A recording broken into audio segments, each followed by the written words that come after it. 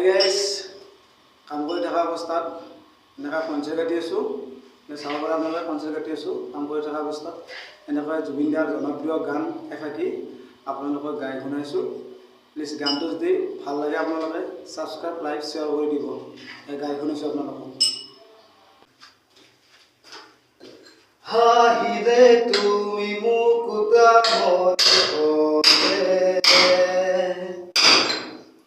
চকু ভৰিলেও মন নভৰে, বেদনাৰ জ্বলা জুই কেতিয়া নুমাবা, মৰমৰ পৰশৰে অনামিকা